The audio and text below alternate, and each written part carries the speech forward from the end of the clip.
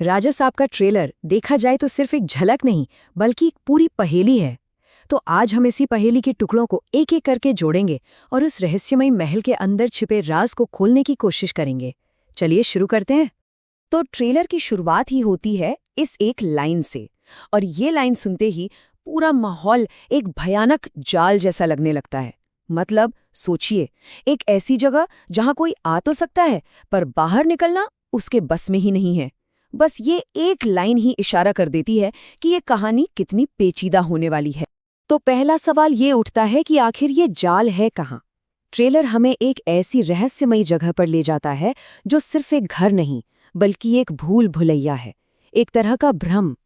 और ये साफ हो जाता है कि फिल्म का सारा खेल इसी जगह के इर्द गिर्द घूमने वाला है। ये महल सिर्फ ईंट और पत्थर से बना हुआ नहीं लगता, बल्कि ये खुद में एक किरदार है, एक शिकारी है जो अपने शिकार का इंतजार कर रहा है।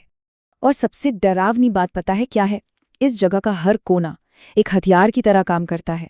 दीवारों पर टंगी तस्वीरें, घर में रखी पुरानी चीजें, यहाँ तक कि घर का पूरा आर्किटेक्चर, सब कुछ बहुत सोच समझ कर डिजाइन किया गया है ताकि लोगों को अपने वश में किया जा सके, उन्हें एक गहरे सम्मोहन में डाला जा सके। लेकिन इस भ्रम के महल को चला कौन रहा है? इस खेल में कौन कठपुतली है और कौन है असली खिलाड़ी? चलिए जरा किरदारों से मिलते हैं। और ये देखिए, इस आत्मविश्वास और ताने भरे डायलॉग से एंट्री होती है राजा साहब की, जो साफ तौर पर कहानी के मुख्य विलेन लगते हैं। उनकी आवाज में जो ठंडक है वो बताती है कि वो हर चाल पहले से सोच कर बैठे हैं। फिर एक और रहस्यमयी किरदार है गंगम्मा। उनके बारे में कहा गया है कि वो मामूली औरत नहीं है, और उनकी तुलना देवनागर वंश की एक बहुत शक्तिशाली रानी गंगा देवी से की गई है। ये सिर्फ कोई तारीफ नहीं लगती, शायद ये एक इशारा है कि गंगम्मा का इस जगह के इतिहास से कोई बहुत गहरा और पुराना कनेक्शन है।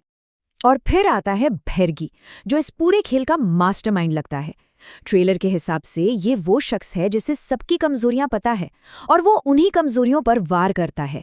यही बात उसे सबसे ज्यादा खतरनाक बनाती है।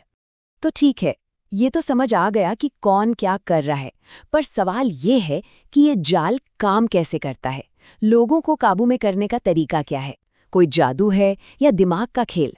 ट्रेलर में फंसाने का एक पूरा सिस्टम समझाया गया है। स्टेप 1, सबकी कमजोरियां जानो। स्टेप 2, उन्हीं कमजोरियों पर हमला करो। स्टेप 3, उन्हें हिप्नोटाइज करके एक ट्रांस में डाल दो। और आखिरी और सबसे खतरनाक स्टेप, उनके दिमाग के अंदर ही एक नई नकली दुनिया बना दो। और इस जाल से निकलने का रास्ता भी उतना ही दिमागी है जितना कि ये जाल खुद।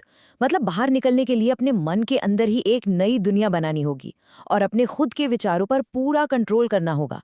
ये सुनने में लगभग नामुमकिन सा लगता है ना?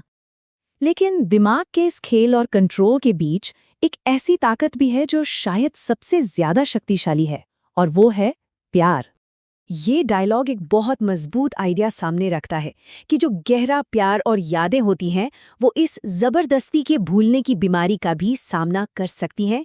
ये दिखाता है कि कुछ रिश्ते सिर्फ दिमाग से नहीं, दिल से जुड़े होते हैं। और ठीक इसके बाद हीरो का ये कहना, ये सीधे सीधे प्यार के इस ताकत को उसकी लड़ाई से जोड़ देता है। ये सिर्फ एक इमोशनल लाइन नहीं, बल्कि शायद इस पूरे भ्रम के खिलाफ सबसे बड़ा हथियार है। तो असल में लड़ाई दिमाग और दिल के बीच की है। एक तरफ है महल की बनाई हुई नकली दुनिया, और दूसरी तरफ है लोगों के बीच का वो सच्चा रिश्ता जो कभी भुलाया नहीं जा सकता।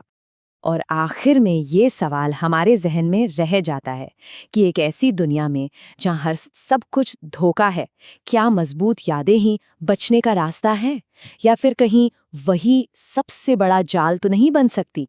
ये फिल्म के सबसे गहरे सवालों में से एक लगता है, और इसका जवाब तो हमें सिनेमा घर में ही मिलेगा।